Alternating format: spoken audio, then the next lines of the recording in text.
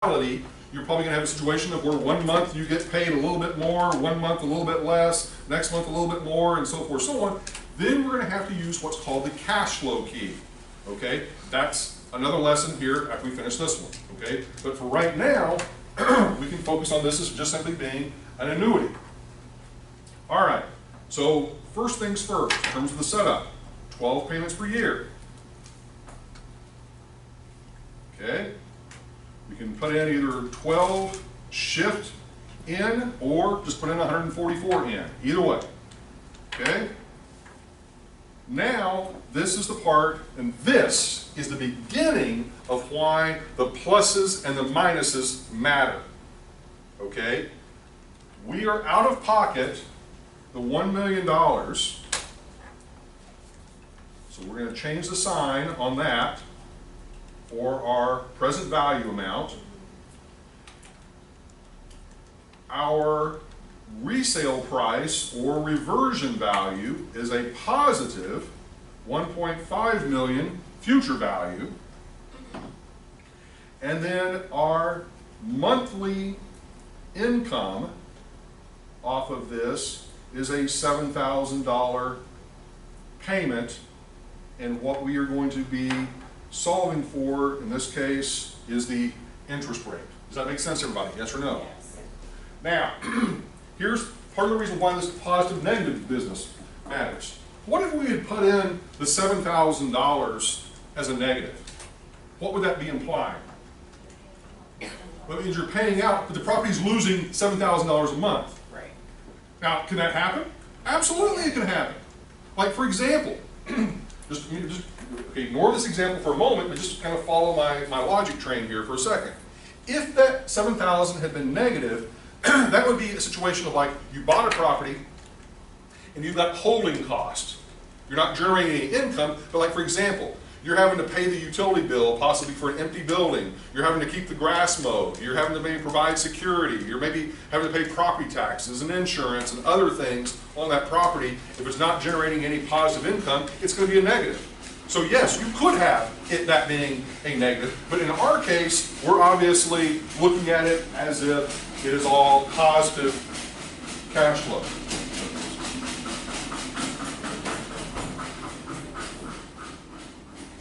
Yeah. Could we enter the 1.5 million as a cash flow as well? That's actually a cash flow. No, because the 1.5 million, well, okay, you said it's a cash flow.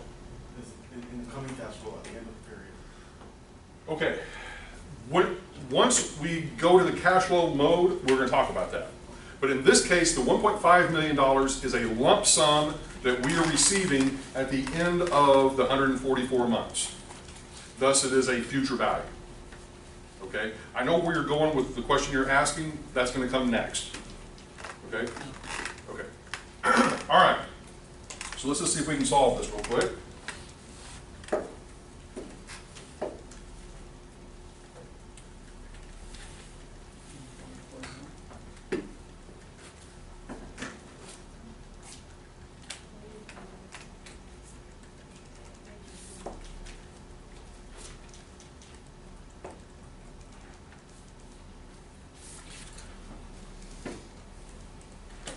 I get 10.49, well, you can round it up to 10.5, but 10.49%, okay?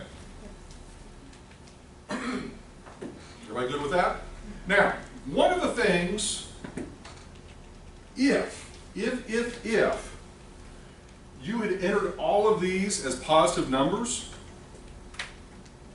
your calculator is going to pop up something in the display, typically no solution.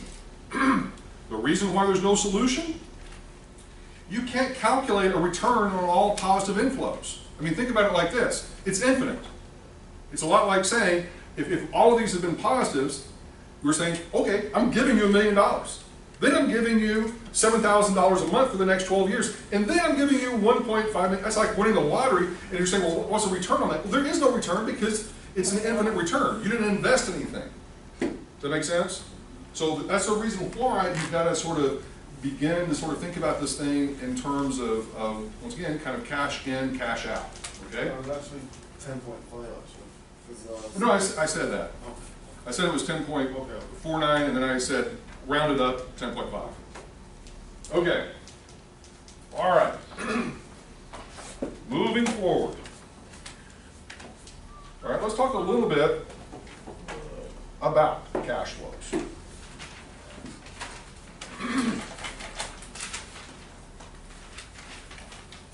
So, whenever you own a piece of real estate or an investment, as we said earlier, it's entirely possible and probably practical that the dollar amount that you may be receiving each year is going to vary.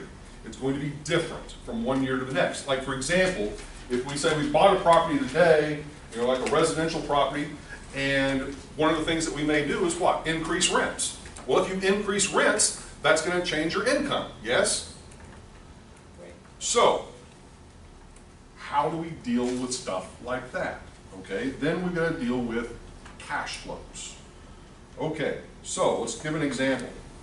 Do we have, I was gonna say, do we have an acquisition clause in this one, or we already own it? We can do it either way, I don't care. Let's just say that we don't have an acquisition cost. Okay, so in this particular case, and we can keep it relatively simple. All right, let's just say it's 6 years. And how much are we going to receive each year in rental income or lease payment? It's per year. How much? 10,000. Okay. All right. So $10,000 for the first year. But as I was saying, we actually want to maybe change that number each year to reflect maybe increases in rents or changes in operating expenses, that sort of thing. So what do we want it to be in the second year? 13. Okay. Third year? 12. No, it's fine. It can go up and down. That's the whole point. Okay. What next year? Year 4. Plus money. Mine is a dollar. How much? Mine is a dollar. Let's not go that far yet. Okay. There's a reason for that. Mathematically, we don't want to do that just yet. Okay. But we will go down. Let's say to only 1,000. How's that? All right. 5th year. We went back to 13,000. Okay. And then the final year, 6 years. 10,000. Okay, 10,000. Are we selling? All right. Well, that's where we're about to go to. Okay. So right now, those are our uneven cash flows for each of the 6 years. Okay. Nothing nefarious about it. Just that's what they are. Now, well, the first questions that we probably should ask is, okay, what's going to be our discount rate, the interest rate that we're going to apply to this? All right. We can actually, before we do that, we can actually approach this from several different angles. One angle is to say, okay, if these are the cash flows, and we know what our discount rate is, or our hurdle rate, or investment rate, how much should we pay for it here? Okay, would be one question. Or if we have a price that we know what we're going to have to pay for it, what would be the rate of return that we would generate on this? And then as Noah pointed out, if we want to further complicate things a little bit, like we did kind of with the previous one, we also say, well, how much could we potentially sell this for at the end of the 6-year period? Does that make sense? So let's just go ahead and do that. So how much do we, let's just say how much can we sell it for at the end of the 6 years?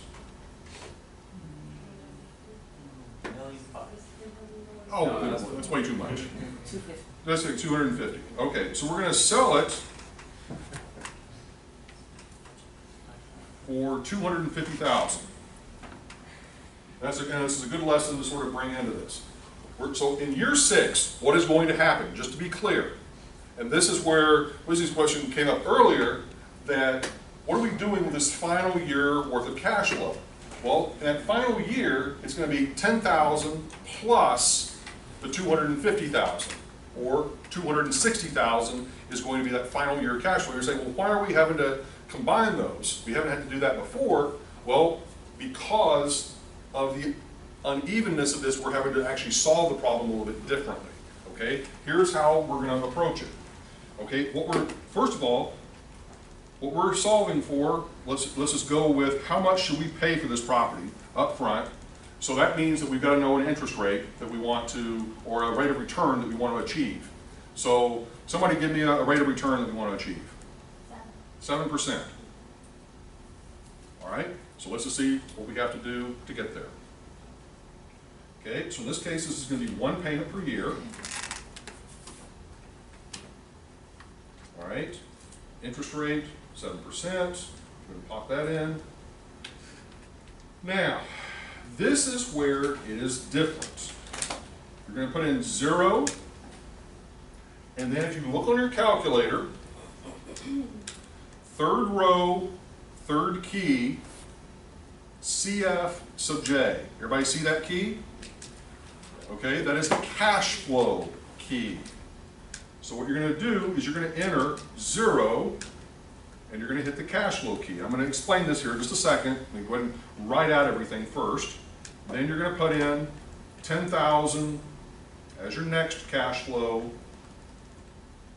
13,000 as a cash flow, 12,000 as a cash flow, 1,000 as a cash flow, 13,000 as a cash flow, and then finally 260,000 as a cash flow. And then you're going to go up here and you're going to do shift net present value. Now let me explain what we've got going on here. Okay? You see, you're missing 86. 10,086. 1, 2, 3, 4, 5, 6. Hold on. No, be I added it in. Oh, I see that. Okay, remember what I said? Yeah, yeah, Okay? You got to add the final payment together with the residual. Okay, so let's explain what's going on here. Given that these are unequal numbers for each of the payments that are being received, we enter them as cash flows. Now, the first question that should pop out of your mouth would be, why is the first one 0? The first one is 0 because nothing is occurring here at time period 0. That's what we're actually solving for. What is the value there at time period 0? Okay? So that's the reason why the first cash flow that's occurring right here. Cash flow 1 is the 10,000, cash flow 2, 13, and so forth, so on. Now, as you're putting those cash flows in, your calculator should be sort of popping up briefly in the display, like CF1, CF2, CF3, just to sort of make sure that you're on track. Because one of the things that you need to be aware of is that, like, if you stop this problem, once again, you pick up your calculator 6 months from now, and you haven't cleared it out, it's going to continue on with now cash flow 7, cash flow 8, so that's why, you know, always make sure that you've got everything cleared out. Okay, so let's go through, put all this in.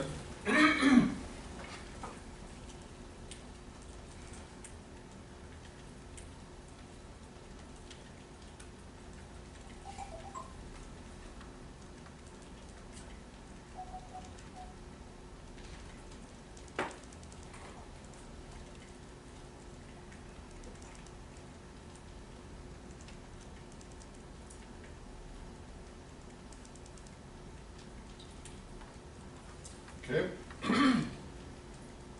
I end up with 213,776, yeah, 77. I keep having to do Okay. So what that means, just to kind of recap here, what that means is that if those were the cash flows that we received, and our demand as an investor was to get a 7% rate of return on the amount of money that we're investing, then we should pay no more than $213,776 for that property. Does that make sense? Yes or no? Now, what if instead of 7%, that Alex gave us as a hurdle rate, that we had a higher hurdle rate than that. Without punching it in, I want you to just think through the logic here for a second. What if our hurdle rate, instead of being 7%, was, let's say, 10%? Don't put it in the calculator yet.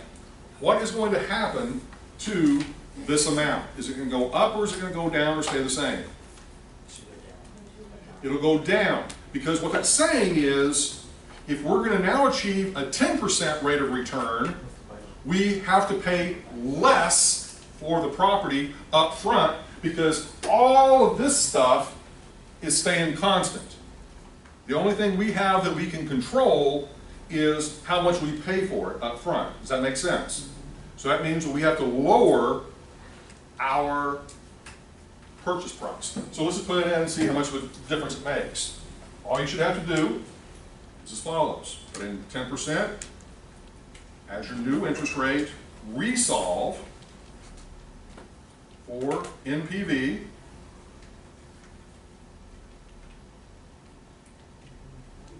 $184, 368 and some change. Okay? So that means if we demand a higher rate of return, we're going to be paying about $30-something thousand less. Yes? Or only be able to pay up to 184. Okay? Does that make sense to everybody? Yes or no? Yeah. Okay? All right. What if instead our hurdle rate were even higher? What if we said, okay, as an equity investor, the only deals that we're going to invest in are 15%? Okay, which is quite common. That number's going to drop even more of what we can afford to pay.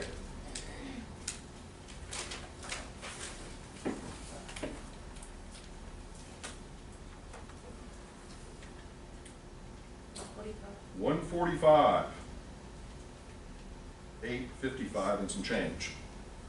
Okay? So as we keep raising that hurdle rate, the amount that we, as an investor, are willing and able to pay is going to continue to go down. So this is a really valuable lesson in that every investor's hurdle rate is not the same. Okay? Because that hurdle rate is going to be dictated by a number of different things. It's going to be dictated by what their cost of capital might be. It's going to also be dictated by their perception of risk associated with this particular deal. It's also maybe going to be dictated by policy. But if there's some sort of a larger institutional investor that is governed by the capital markets with respect to the kinds of returns they have to generate for their investors, they are not able maybe to take on anything unless it does generate a 15% rate of return. So automatically they're out of the market completely. Okay, does that make sense? So the point being is, part of the opportunity that sometimes exists within real estate is understanding what the different players' required rates of return are within that market, because they're going to be different for different people and different investors. Because, like, for example, let's say that I had been working in a particular market for an extended period of time, and I'm intimately familiar with every single transaction that has occurred there over the past, let's say, 5-10 years. I know every single owner, I know every single investor, I know everything there is to know about that geographic market segment. You would think, as a result of that, what? That my risk perception might be less, or it could be more, depending on the circumstances. But if I know more about it, I'm gonna understand it more, and therefore not assign as high maybe of a risk premium for that area. Does that make sense? Okay. But on the flip side, it also could be, well, if I know everything about it, I may also know where all the bodies are buried, in a bad way of the situation of now all of a sudden, no, we're not going to invest in this area because I know everything there is to know about it. I'm not going to sign a really high risk premium. But my point is, the perception of risk matters here, okay? And that perception is not inherently an absolute quantifiable sort of thing. I mean, it is ultimately, in one sense, because I'm going to have to put a number to it, but a large part of it is very much perception driven and opinion driven. Okay, moving forward. Any questions about this? Okay, feel reasonably confident getting there? Okay. All right. Okay, then let's move forward a little bit. That pretty much takes us through, I think, the first module. Now, and we've actually skimmed a little bit into the second one. We're doing okay, time-wise. All right, so let's do this. Move on. Okay. All right, let's talk a little bit about income statements.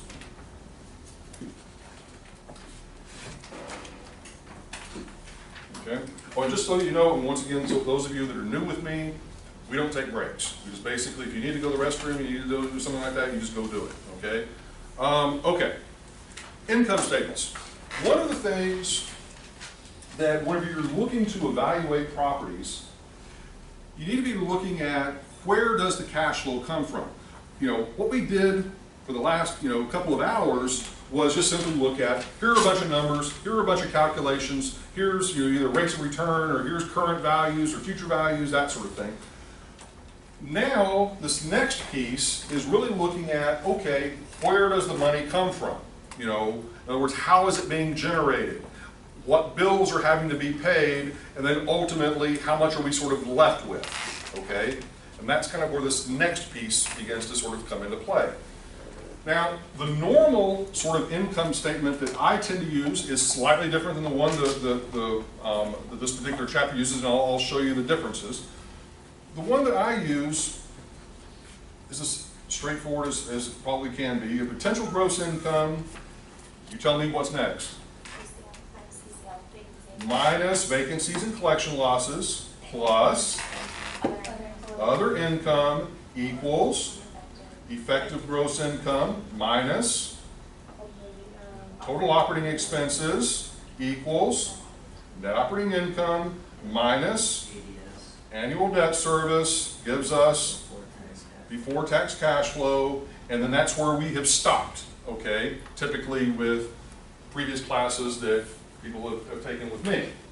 This course is going to go beyond that. Now, this section of this course, as I said, is review. So this portion of what we're doing right now is to basically review you through all of this, okay, and get you comfortable with this before we jump into the next piece, which is what happens after before tax cash flow, okay, which is the big mystery. Well, to reveal a little bit of the mystery, it's all about income taxes for the most part, and payment distributions to investors and things like that is what's going to be happening, and depreciation and a whole number of other things is what's going to be happening next after this. But in order to get to that, we've got to understand all of this first, okay? So that's why we're going to be sort of going through the income statement. Now, let me walk you through each of these line items and kind of explain what each of them mean and give you some examples. Okay, the first one, PGI, potential gross income. Potential gross income. I'll go ahead and write it out, what the heck. All right, for those of you who are newbies, potential gross income. This is the maximum revenue that a property can generate if it is fully occupied and off of the rental income that they're going to be receiving, okay? So let's just kind of give you an example as we sort of work through this. Let's start with something like an apartment complex, because that's always the easiest for people to relate to. All right, how many units do we want to have in this apartment complex? Okay, 10 is an easier number to work with, okay? Just math-wise. Okay, so 10 units, all right? And we're going to keep it simple. We're going to have two different types of units. We're going to have some, let's say, one bedroom, one bath units, and we're going to have some two bedroom, two bath sort of units, okay? How many of each? 5 on 5? Let's do an uneven number only because, so you don't get confused with the math. Two. Okay, so let's do 4 and 6. Or 6 and 4, I don't care. All right. So you're gonna do 4 of that one, 4 or 6 of the 2-bedroom, 2-bath. All right, now how much are these gonna lease out for per month? And let's put it in a decent area of town. We don't want the ghetto. Let's put it in some decent area of town. So what dollar amount per month will we gonna? 100 for the one. How much? 400. 1,200 for our 1-bedroom bath. Is everybody okay with that? All right. And the 2-bedroom, 2-bath. How much we want to put on that one? 15. What? 15. 14? Only a $200 differential? Come on. That's not realistic. 17. I would say at least 16 to maybe 18, but we'll go with 1,600. Okay. All right. Everybody okay with that? Okay. No major revolt. Okay. Now, so that's our income on a monthly basis. Yes? Now, whenever we do our income statements, we do them typically on an annual basis. We can do them on a monthly basis, but most of what we're going to be doing is on an annual basis. All right? So for this potential gross income number, erase this so there's some space here to work with. All right? So let's just do the math here. We've got $1,200 a month for 4 units. Now this is also part of the logic sort of thing. This is not complicated math, but it's logic and you need to understand the basics. Okay, so $1,200 a month times 4 units. That's $4,800 a month, correct? That we're receiving off of the 1-bedroom units, yes? Yes. Okay, times 12 to get an annual number. 57,600, yes? Okay, now we're going to do the same thing for the 2-bedroom units. 1,600 times 6 units would be 9,600 a month times 12 would be 115,200, yes? Okay, combine those two numbers.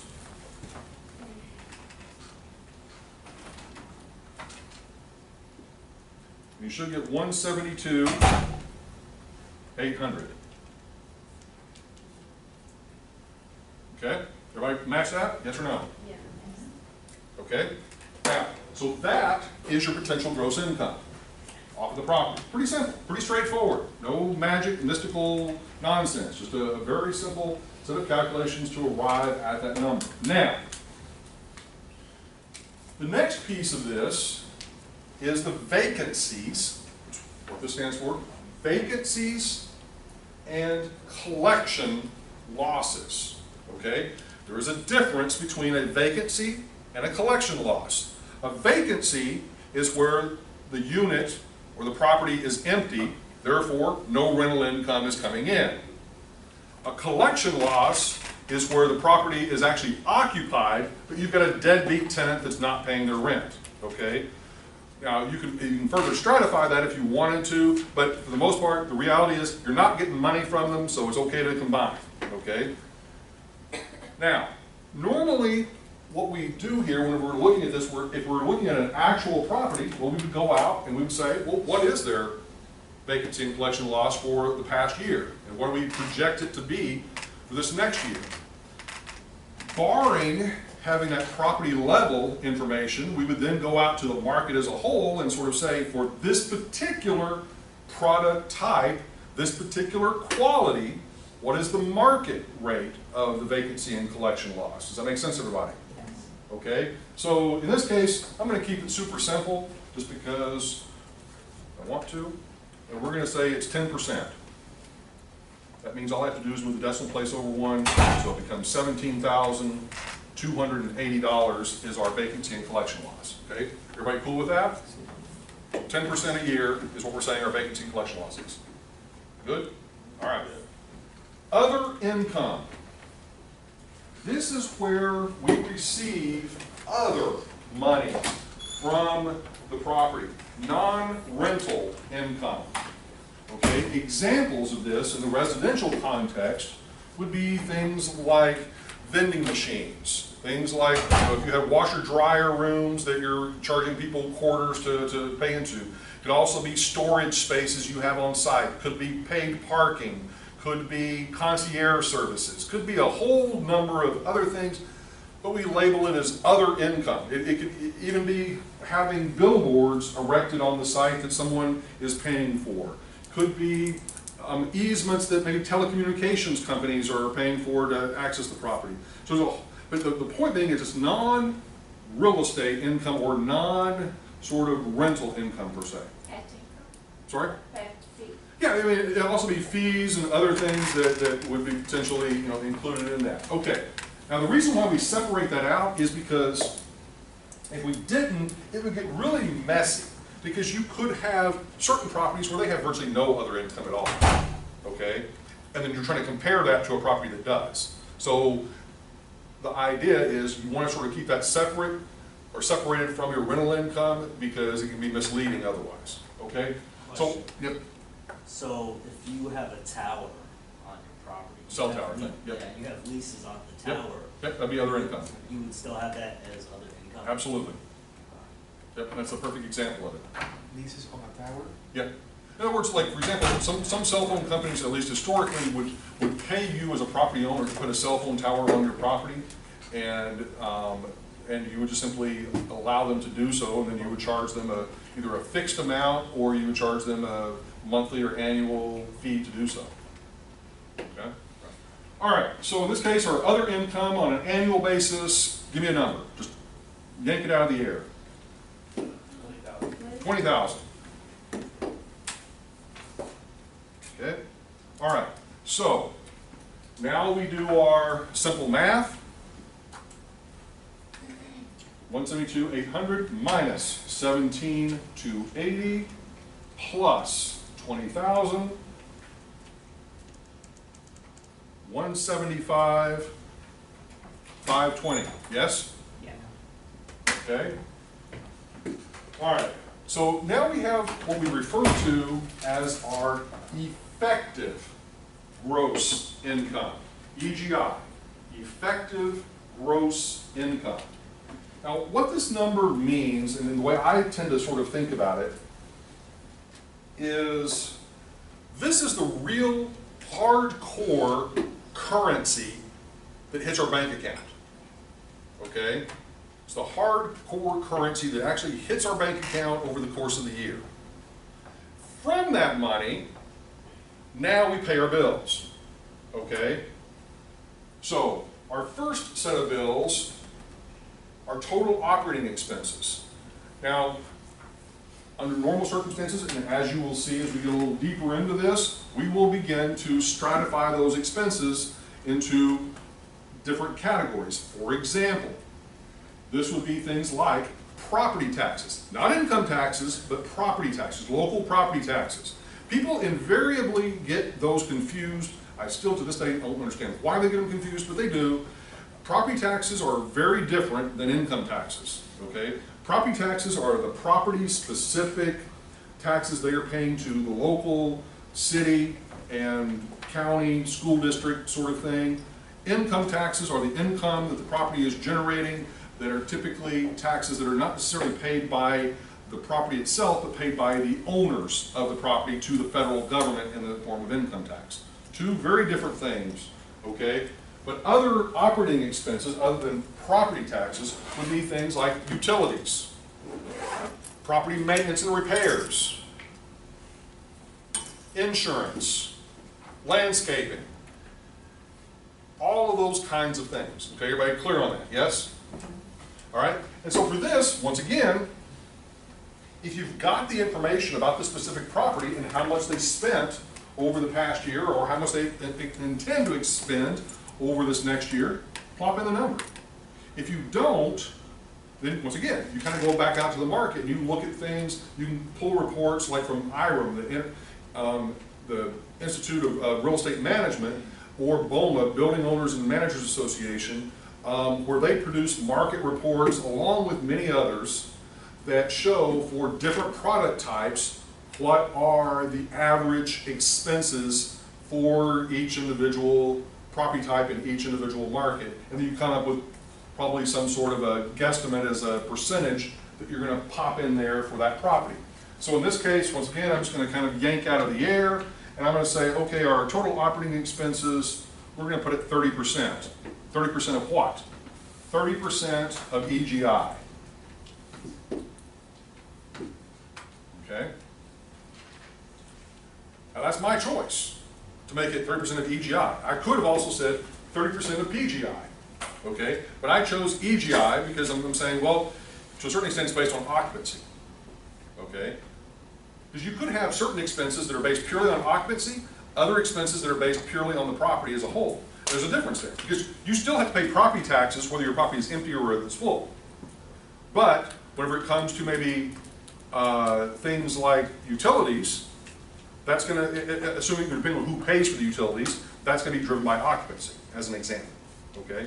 But in this case, we're going to say 30% of EGI, so all we're going to do is take that 175,520 times 0.3, and we get 52,656 as our total operating expenses. Okay?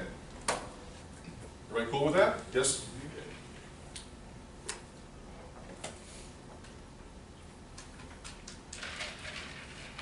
All right. Subtracting that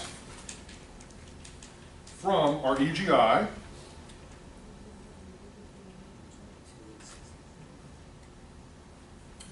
we should get 122,864, which is our net operating income. NOI, net operating income.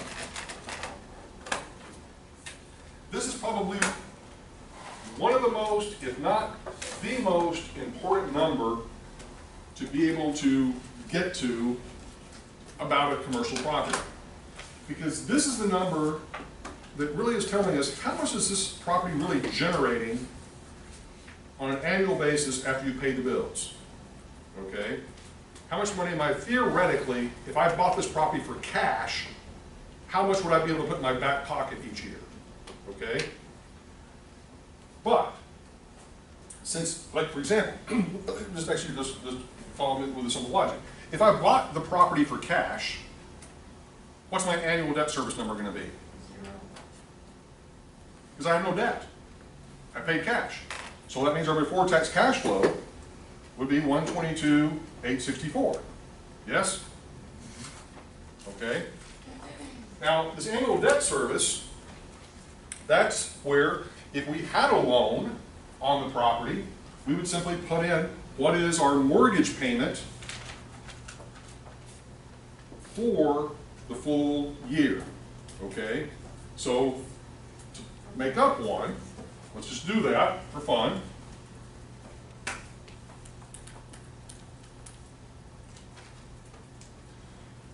All right, and we can actually let's just do this. Let's actually make it a little bit more fun. Let's do it in reverse. Okay, so we've got this amount of income, and we want to go to our lender, and we say, all right, we want to get a loan on this property. One of the things the lender is going to say, okay, how much NOI do you have? We're going to say 122,864. They say, great. We will give you a loan based upon a debt service coverage ratio of 1.35. And you stare at them and you say, what? Okay. Or if you know what it is, then you understand, oh, well, what that means is debt service coverage ratio of 1.35. That ratio is taking your net operating income divided by your annual debt service, and it must be greater than 1.35 or higher in order for them to make you a loan. Okay, well, let's kind of work through this and you'll see the logic. So what do we know out of this? Well, we know our NOI is the 122,864. So we know 2 of the 3, so we should be able to solve for the 3rd. Yes? I'm just doing some basic math. Okay? So you should be able to do what? Take the 122,864 and do what? Divide by 1.35, and that will give you 91,010.37 cents. Does everybody follow that? Yes or no? Okay? Okay. This divided by this equals this. Yes? This divided by this will equal this. Okay? Yep. What does the DSCR stand for? Debt service coverage ratio. Basically gonna cost.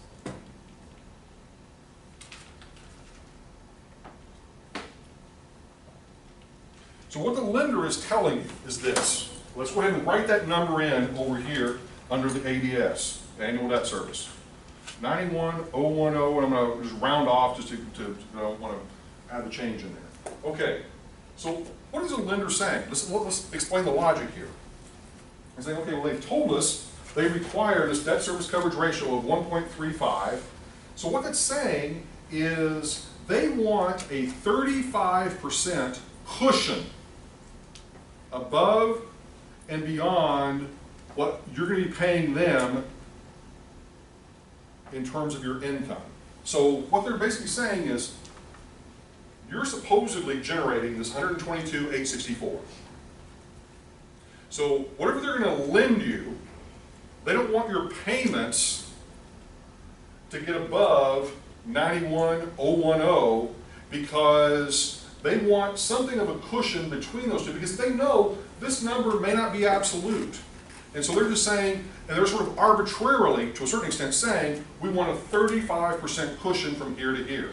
So another way you could actually approach this is you could take 91,010 times 1.35, and that's going to give you the 122,864. Okay? Now, you're saying, well, wait a second. We haven't even talked about loan terms. We haven't talked about, well, how big of a loan? What sort of interest rate? How long term? That's irrelevant at this point because what the lender is saying, this is the maximum amount that you can afford to pay on this property that we are comfortable with. This is where all of your eyes will be like, now I understand, once I make the following statement. How many times have you been in to buy a car? The first question they ask you, the very first question is, how much of a monthly payment can you afford or do you want to make? That's what this is. That's basically all this really is. This is annual, but this is, what is that payment that you can afford? And the lender has determined that for real estate, that they require this sort of a ratio, and simply saying this is the maximum amount that can be spent on debt service on an annual basis in order to make sure the lender gets paid. Make sense? Okay? All right, so we do the simple math, subtract that out just for fun.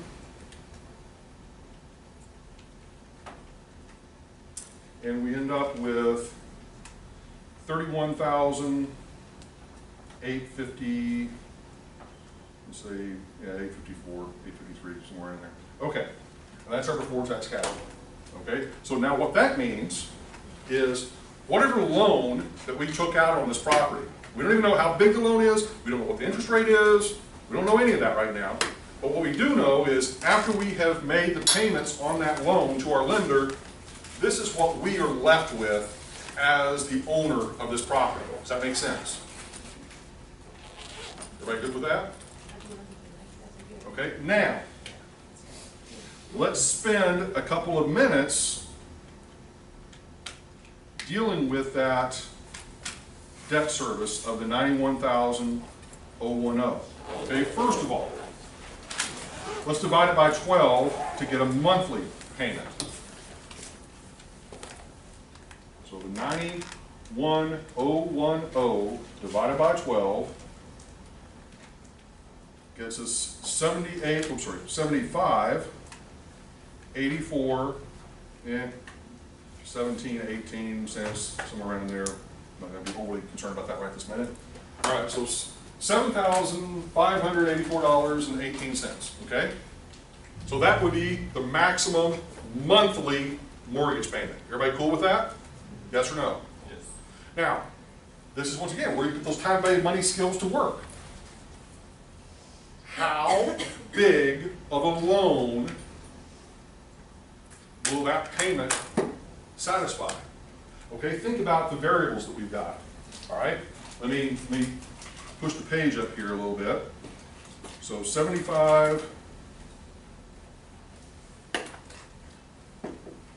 So let's just sort of think about this. First of all, this is going to be monthly, so 12 payments per year. Our payment is going to be 75, 84, 18. That's going to be out of our pocket, so it's going to be a negative payment amount. Okay, now, what we're saying is we want to solve for what is the maximum loan amount, correct? That's our present value, yes? Okay, so what are we missing? Well, we're missing our term. Say 5 years. Well, hold on. We're missing our term, and then we're also missing our interest rate, correct? Yes. Okay, so those are the two pieces that we are missing in order to find out our maximum loan value. Yes? Okay, now, to Noah's point, he says, let's make this a 5-year loan. That's good and bad. It's good because it pays it off quick, but it also means we're not going to be able to borrow very much because we're only going to be able to make roughly, smaller. In other words, we're going to have to basically borrow a very small dollar amount because it's only over a 5-year term. Okay, chances are we probably want to extend that. Most commercial loans will typically have a 15, 20, 25-year amortization period, meaning that's what the payments are calculated on, but may have a payoff required at the end of 5 years, a balloon payment, which we'll talk about a little bit later.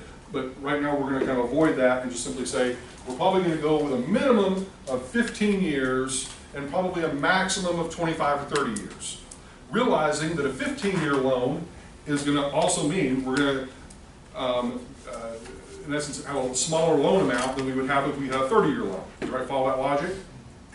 Okay? And then the interest rate, the lower the interest rate, the more we can borrow. The higher the interest rate, the less we can borrow. It's inversely related. Okay? So, I'm predicating all that to sort of say, okay, let's plug some numbers in. Okay, so what term do we want to put in there? 20. Okay? What interest rate? 5.5. Okay, so let's just see what we end up with as a result of that.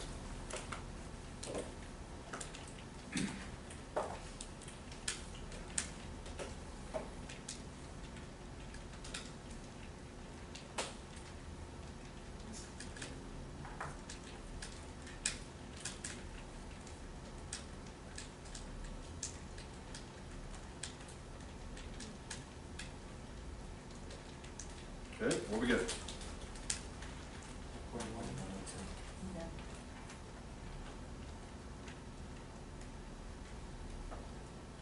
Okay, $1,102,532.34 as our maximum loan amount.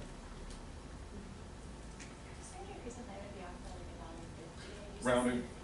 Well, it's possible, like, for example, I think whenever I use the 750 or 758,418, I left the change on there. Okay, so this is our maximum loan amount. Does that make sense to everybody? Now, if we change the terms of that loan a little bit, for example, as we were sort of saying, what if we change it to 25 years? Let's resolve for present value and see what we get. 1,235,032.48. Okay, so just by going from 20 years to 25 years in our term, we're able to increase our borrowing capacity by about what, 130-something thousand, roughly. Okay, does that make sense, everybody? Yes or no? Okay, now What if on top of extending the term, we can also lower the interest rate from 5.5% to, let's say, 3.5%?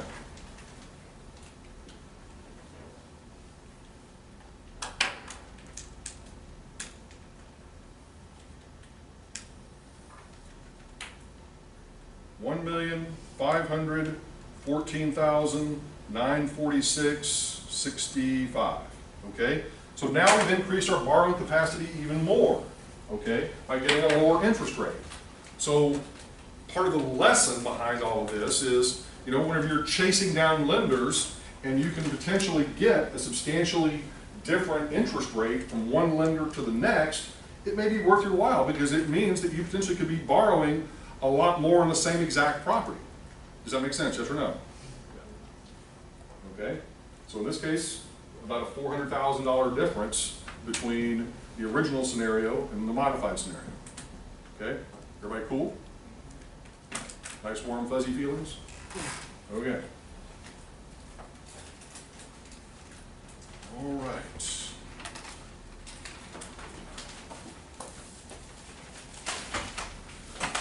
All right, so let's see what else we need to grind our way through here. Oh yeah, cap rates.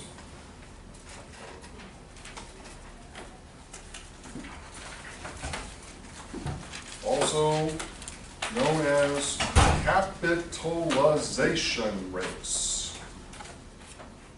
Okay? Once again, this will sort of show the new students and the MBA students versus the existing students. Okay? How many of you have heard of what a cap rate is? Okay, so most all of you. Okay. The cap rate or capitalization rate, the reason it's called that is what is the rate of return necessary to attract capital or money to an investment? That's where the term comes from. You've always wondered, everybody talks about cap rates, all it really boils down to is what is the rate of return that needs to be thrown off by that property on an annual basis in order to attract capital to it. Now, what happens in the market, these cap rates are set by all the different buyers and sellers, investors, developers, everybody that's out there in the market playing around doing their thing, so that over time, these change. And they change by market, they change by property type, they change by, once again, geographic region, they change by, perception, it's one of those, it changes by maybe tax laws changing, changes because of just the general mood of optimism or pessimism about the economy or the country or a particular type of business, whatever it might be. Like, for example, my suspicion is all of us would probably agree one of the riskiest forms of retail, or I already summed up the answer, but one of the riskiest forms of real estate right now is probably retail. Okay, why? Because they're all going out of business. Or not all, but certainly virtually every story that you read, within the past, few years has been one more major retailing chain after another, after another, after another, all saying, okay, we're calling it quits, or we're having to refocus or rebrand, but at the end of the day, they're probably dead, okay? Because most of us are doing what? Online shopping. Not a big surprise, but, to some people apparently it is, I look at myself, and I'm one of these extremists. I buy every single possible thing I can online. It doesn't matter what it is, I buy it online, with the exception of fresh goods from the groceries. But everything else is online, okay? Whether it's computers, whether it's music, whether it's clothes, whether it's food, whatever, I buy it online, have Amazon delivered to my doorstep. I love that, okay? So I almost never have to go out and do the whole retail shopping thing. So I'm definitely one of the causes, okay, for the whole retail meltdown and the people like me. Now, obviously, there are still other folks that, don't have that philosophy and haven't gone down that road yet, and maybe they won't, maybe they will, but the point is, right now, if we were sort of thinking about cap rates and we were thinking about property types, we'd probably be thinking cap rates for retail are changing in a bad way, in the sense they're going up, meaning there's more risk associated with those retail product, because it's like, who are the tenants going to be? How stable are they going to be? Do they have long-term prospects, or are they just simply a flash in the pan? Okay, Noah, one I of was you gonna guys. ask if you know what the current ratio is online versus, because I think last year was like 9%. Yeah, something like that, but here's the thing, and I don't want to get too far off down the rabbit hole on this, I'll make it short, and that is, one of the things that people fail to understand whenever it comes to retailers is they are highly leveraged. Now, what that means is they are a business type, much like airlines, that once you achieve a certain level of sales, once you've covered all of your fixed costs, then it becomes to be like pure profit, okay? But if you're below that sort of fixed cost level, you're losing money hand over fist. Now, what that means is that everybody gets down to these these numbers and they say, oh, well, online retailing only accounts for like 10%. Well, if you take an existing retailer and you shave off 10% of their sales, that may actually get them down into that territory of where it's all losses because they're not covering their fixed costs. Does that make sense? Okay? And so you only have to have maybe 10, 15, 20% decline, and all of a sudden the whole market blows up because they can't cover those fixed costs, because they haven't had a chance to readjust their basically amount of leverage. With airlines, it's the same sort of thing, because they have such high operating costs with the airplanes that they have to purchase, all the salaries and everything else. It's sort of like, and I don't know what the break-even percentage is, but let's just say it's 80%, on that airplane, they've got to be full on average in order to break even. All the real money gets made from that 80 to 100%, okay? But if they're below 80%, they're just losing money hand over fist. Make sense? Okay. All right. Now, cap rates. Your best friend in real estate is ERV. Good old ERV. Okay.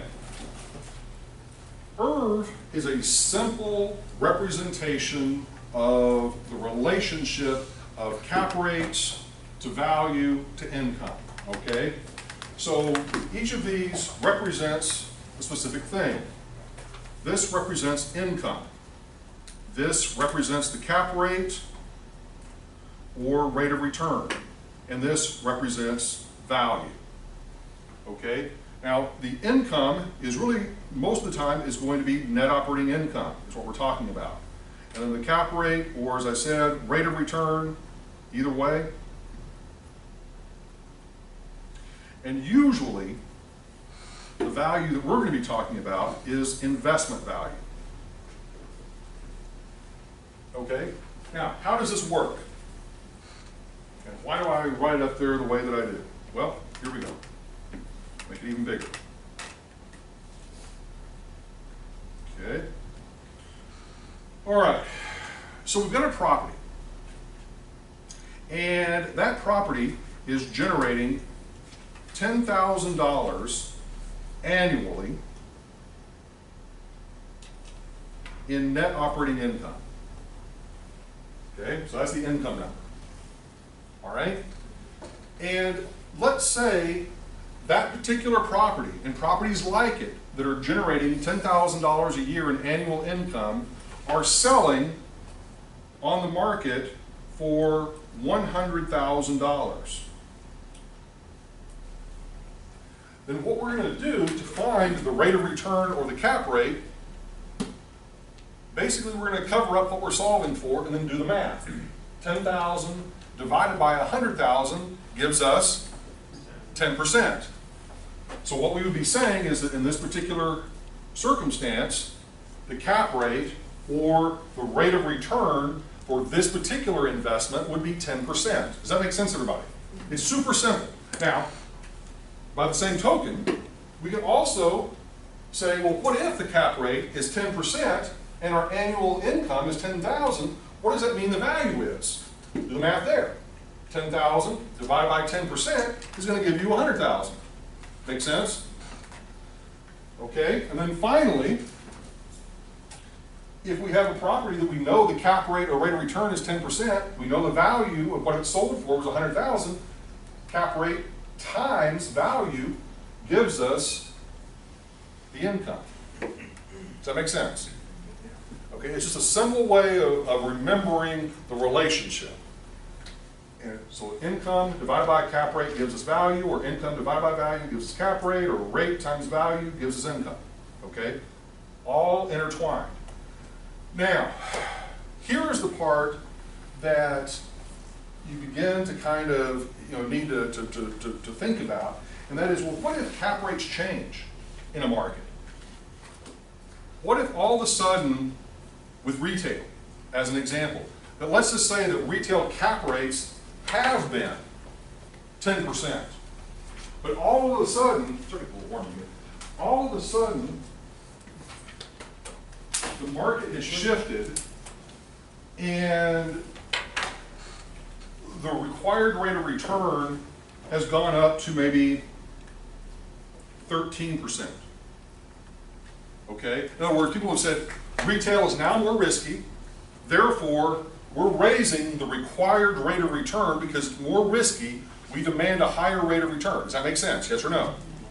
Okay? So, now this is the part that usually, for the first timers, it kind of goes, boom, mind blown.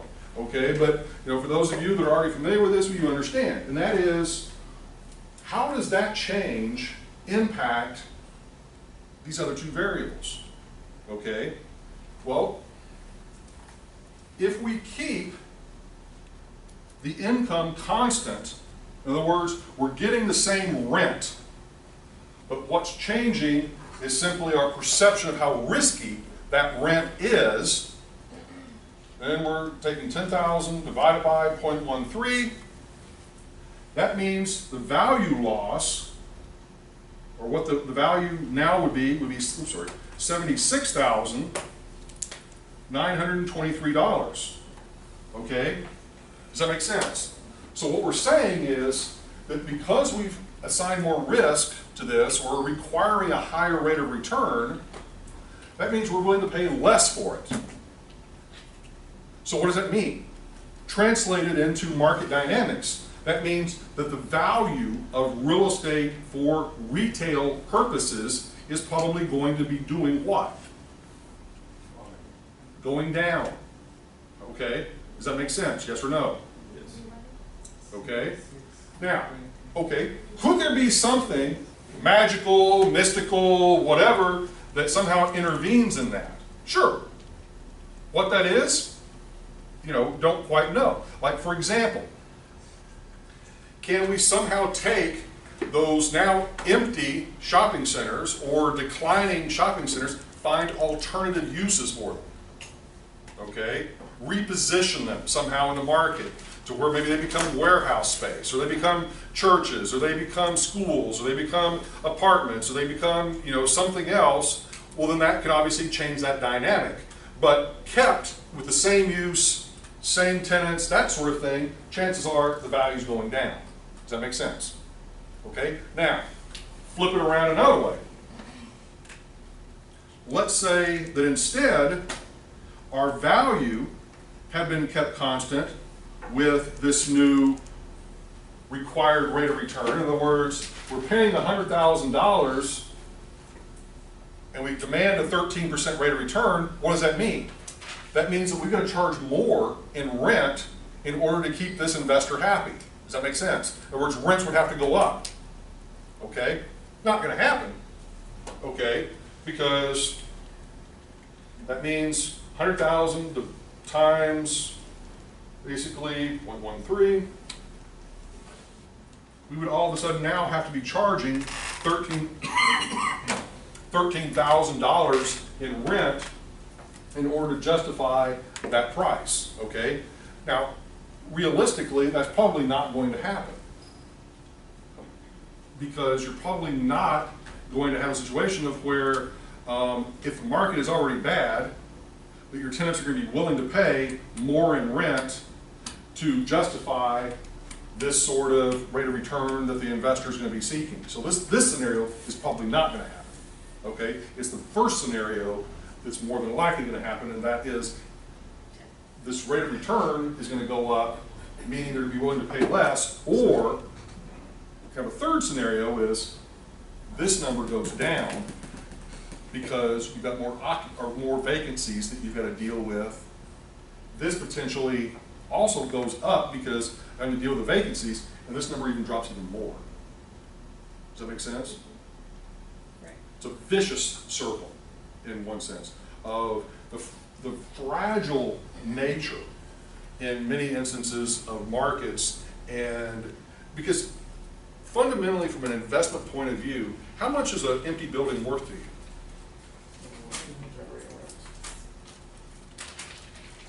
I mean, like right now, let's just say that I own a shopping center, big shopping center, that's like recently become empty, okay? And I say, here, it's yours. No strings attached, it's all yours. You own it. But there's no prospect of you getting any new tenants for that property. How much is that worth to you?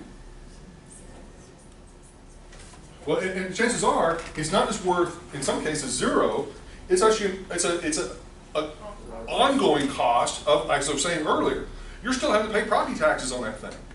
You're still having to pay insurance on that property in case somebody, you know, skateboards across the parking lot and falls down and hurts themselves. You're still going to have to pay, you know, probably somebody to monitor the property from a security perspective to make sure people aren't vandalizing it. You know, so a whole number of expenses that are going to be out of pocket, but with no tenants. So the building, quite frankly, has a negative value. Okay? So when you start thinking like that, then it becomes even more kind of like, wow, what do I do? You know? And you're saying, well, well, this is one of the advantages of, I guess, getting a little bit older, you remember things. And, you know, I remember, once again, the 1980s, when we had the big market crash we had in the late 1980s after the Tax Reform Act of 1986, you could walk everywhere and all you saw were empty shopping centers, empty office buildings that had been just recently built and were just sitting there vacant for several years. And you know, what was happening? Basically, the government was having to take possession of them because the banks had foreclosed on them, and they just sat there. And eventually, the government stepped in. We had something called the Resolution Trust Corporation that began to sell off these assets at bargain basement prices. You know, selling off a building that may have been built for $10 million, selling it for $100,000, just simply because there were no tenants. So, you know, this sort of thing can happen. I'm not trying to be, you know, scaremonger or, you know, whatever, but I mean, the reality is there's a lot of fragility that exists within the real estate markets that whenever things begin to go south, you know, and you don't have tenants to occupy the space, it potentially can have a snowball effect. Because one little final point with this is think about it from another angle for a second. Oops, where am I going?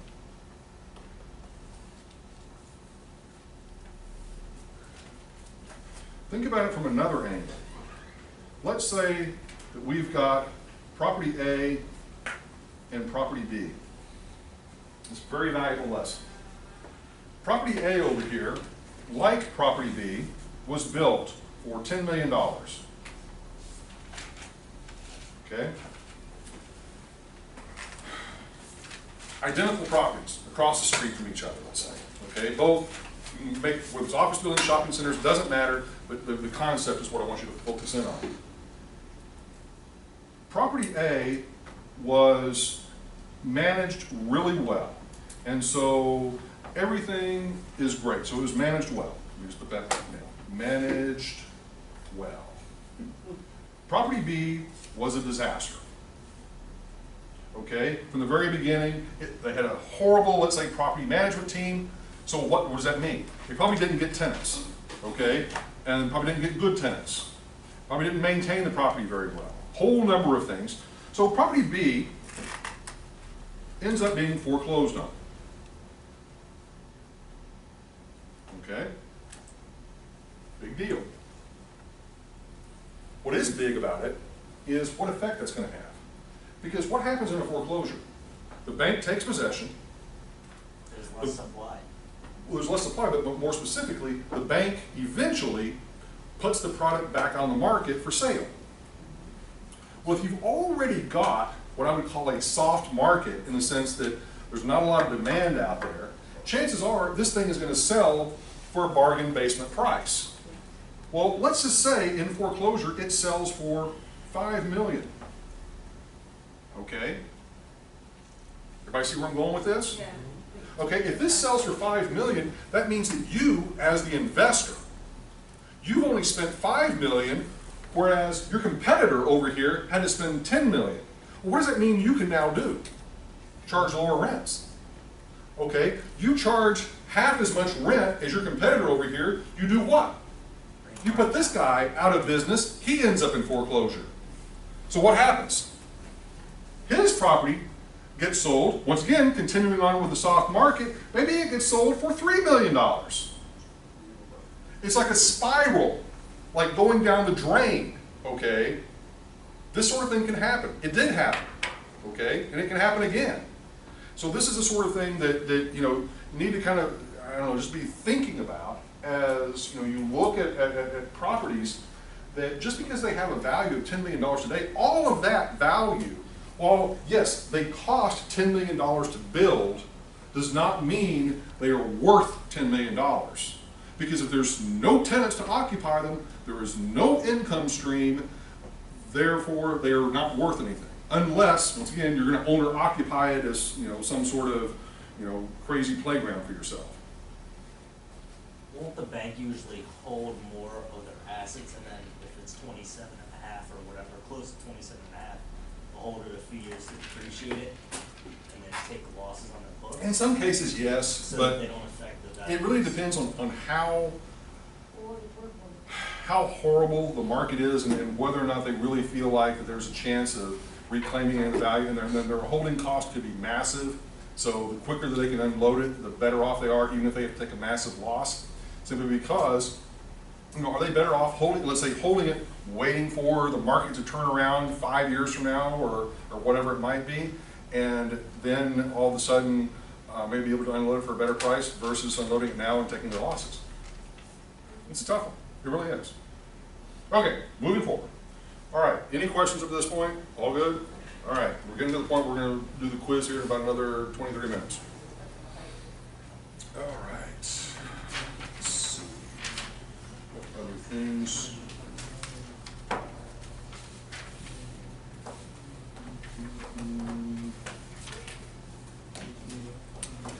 Okay, let's talk a little bit about capital expenditures. And then we'll talk about growth rates and gross income multipliers.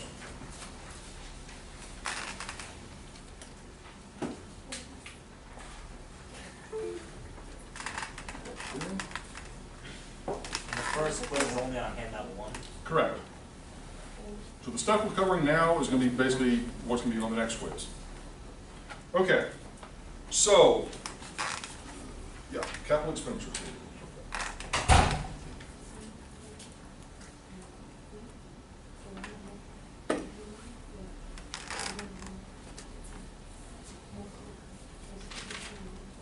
Okay.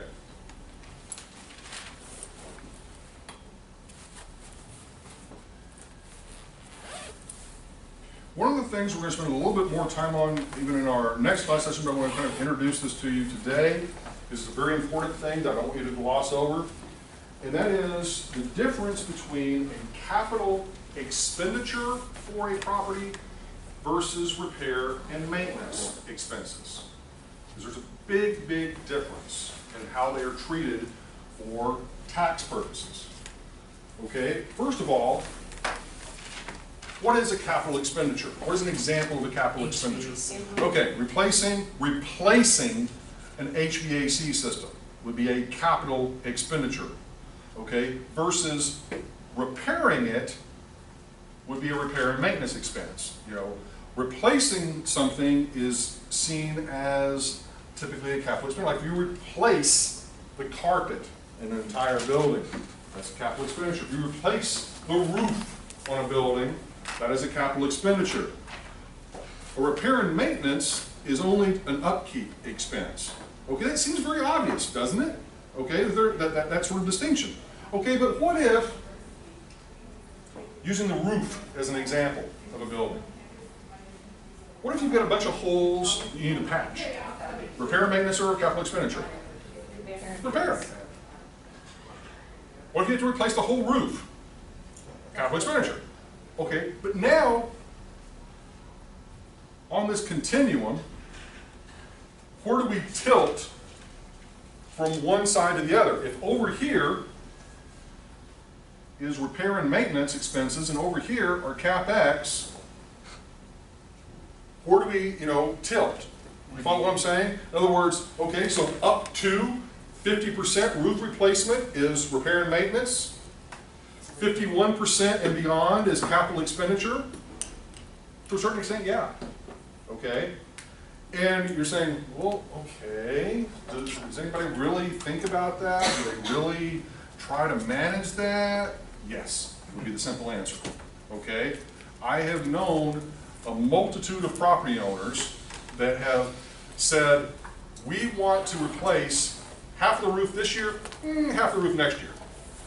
And you're saying, and the first time I ever saw this was like 25 years ago on a property down in Austin. And I was just kind of like, this is weird, why are they only replacing half the roof now? Why, were they not, Anyway, so I got to talking with the owner, and oh, it's all for tax reasons. Okay, well, what kind of tax reasons? Well, here's the thing. Repair and maintenance expenses, you get to fully deduct that expenditure in the year that it occurs as an operating expense. Okay? That's a cool thing, okay? That's a motivation, because that means you get to deduct all of that money right then and there, you get the maximum tax benefit right then and there. Does everybody follow that, yes or no? For the repair? For the repair. And is it going to be based off the fiscal, or is it based off of the 12-month period? Typically, it's off of the fiscal year for that particular owner, or that particular property. So if their fiscal year is like, end of June, beginning of July, then that's when the transition would occur. Now, for the capital expenditure, the tax treatment of that, which we're going to be delving into much more deeply next week, is you now have to amortize that cost over the useful life of that capital expenditure.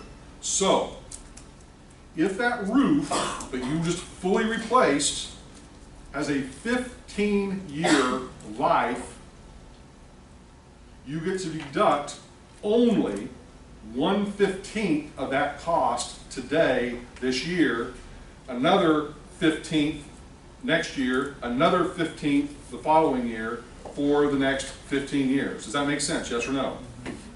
Okay, you're saying, well, big deal. Well, it is a big deal, especially if you're talking about your tax liability as the owner of that property, because what that means is, if you're having to classify it as a capital expenditure, you are going to have a lot more current tax liability right here and now, because you had to do it as a CapEx, than if you were able to expense everything as repair and maintenance right now. This is one of the things, believe it or not, and I talked about this for the past 30 years I've been teaching, but right now, if you've actually paid attention at all to some of the potential pending legislation that Congress has been talking about, one of those things has been accelerating depreciation and allowing immediate write-offs for equipment and for a whole number of other things as it relates to investment. And the idea behind that is, if you allow for the immediate write-off like you do under repair and maintenance, that is going to stimulate heavily immediate investment in those things, because they're going to get the immediate tax benefit of that, as opposed to having to wait many years for that to occur. Okay? Now, those of us in our day-to-day existences that are only having to worry about our modest amounts of income, yeah, we don't maybe get overly, concerned about these sorts of things. But if you're managing a portfolio of billions of dollars of real estate, this sort of thing matters, you know, to the hundreds of millions of dollars, you know, magnitude of what decisions you make as to, do we replace half the roof this year, half of it next year, and so forth, so on. You follow? Okay. All right. Another topic. Gross rent multipliers.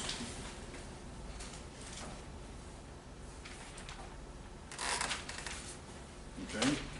Or also gross income multiplier.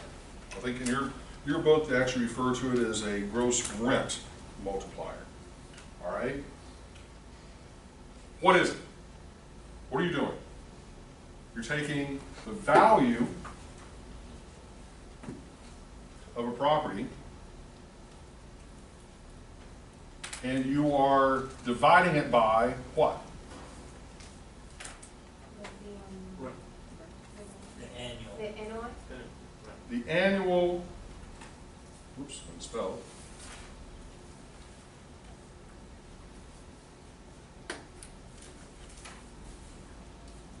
Annual gross rent. Okay? Now let's just sort of take a property here just to kind of give you an example. So let's say that you've got a property that's valued at $1 million. And its annual gross rent, to keep things simple, is $150,000. All right? So if we calculate the ratio here, 1 million divided by 150,000, you get a gross income multiplier or gross rent multiplier of basically 6.67. Yes? Okay. Now, what's the significance of this? Well, basically what this is saying, this is just a measure, okay? A measure of value, if you will.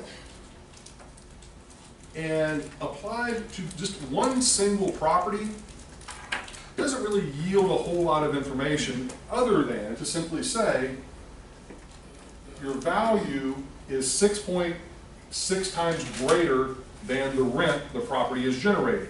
So it's kind of like, it's one of these sorts of things that, well, what if you took and you go out there into the market and you found 10 other properties that are similar to your property and you were able to calculate what they sold for, because you've got sales information of what they've sold for, and you're able to calculate their gross rent because you can look up on the website and see what they're charging for lease rates, then you're able to kind of back into this gross rent multiplier number, and then you're able to sort of say, okay, how does my property stack up relative to the competition? You know, in other words, for example, let's just say that this is my property. My property, okay? And in the market, you found that the gross income multiplier was an 8, okay? So, just without doing anything else, what is that telling us? I mean, is that a good thing? Is that a bad thing? Are we buying? No, it's Well, I'm just, okay, is it a good thing or a bad thing, potentially for our, relative to our property? What is that really saying? we're not at market rate. Yeah, nobody less. Okay, but is it a good or bad thing for us? Because here's the thing, if they're selling at an 8 and we're operating at a 6.67, It's good because we can sell it for at an 8. yes, Charge more. potentially, or we can charge more rent, is another way of looking at it. Okay, you begin to see what the value is of something like this. So it begins to kind of give you a rough estimation of what, you know, may be taking place. So that you're basically, as you were saying, if we knew what we had paid, which was the 100,000, I'm sorry, 1 million for our property, and we did this calculation,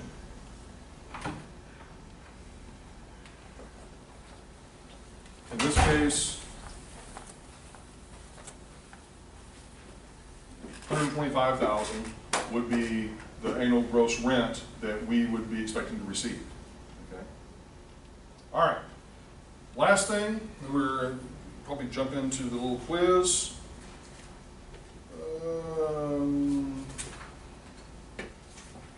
Got that. We've been pretty good. Actually, a little bit ahead of schedule. Okay, let's do this. I will break from tradition. I'll give you a 5-minute break, and then we'll come back and we'll do the quiz. Okay?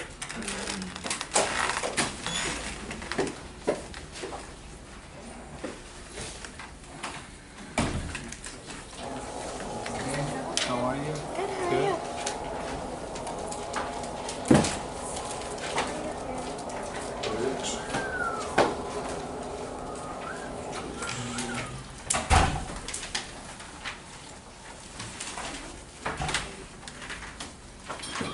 Once again, the quizzes are open book, open notes, open computer. But not open neighbor.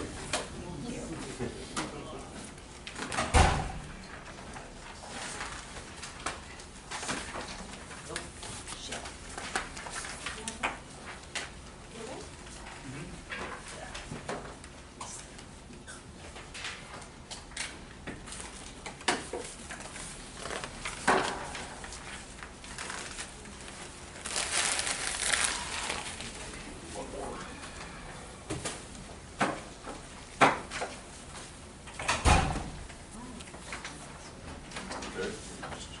Just one more.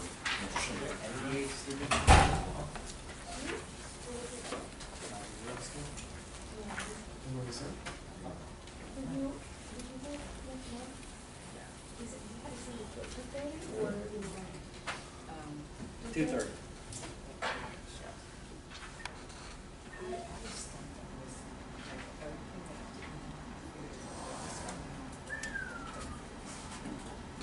Alright. I always have a way to mess up these things That's actually not the IRR. Well, that's the interest rate. I always mess up on the quizzes. That's what you're solving for. In other words, let me show you here if I can I find it. only need one quiz. Then you can just get this like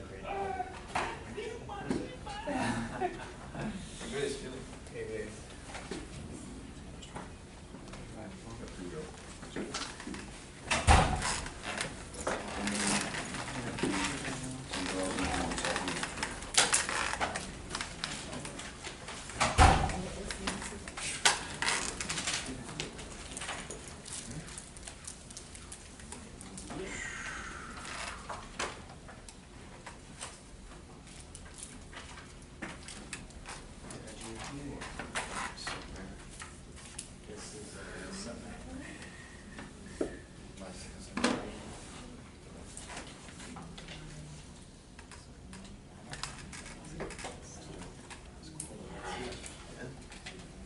Okay. Okay, one more minute.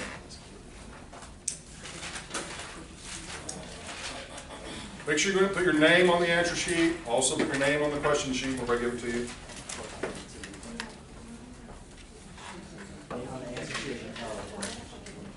Okay, let me make, okay, one more announcement about this. All right, the way that this works is as follows. I'm going to give you the question sheet. You're going to answer it on there. All you're going to write, you can write all over the question sheet. You can write all over the answer sheet. But the only thing that's going to be graded is what is in that one little box where the answer goes. Okay? And once you're done, what you'll do is you'll bring the question sheet and the answer sheet up to me. I will grade it, so you'll have your grade before you leave today, all right, on this particular piece. I keep the question sheets and the answer sheets. You don't get to keep any of that, okay? Nor do you get to take pictures of it, nor do you get to do anything else with it, okay? Now, whenever it comes time for the test, you are welcome to come to my office and we can set up time if you want to review specifically what you missed on the quiz, but you're not going to be like walking away with the actual answer sheets or question sheets. All right, does that make sense, everybody? Yes or no? And once again, on the test, they are closed book, closed notes, that sort of thing. Now, here's another thing to sort of make note of in the case of these.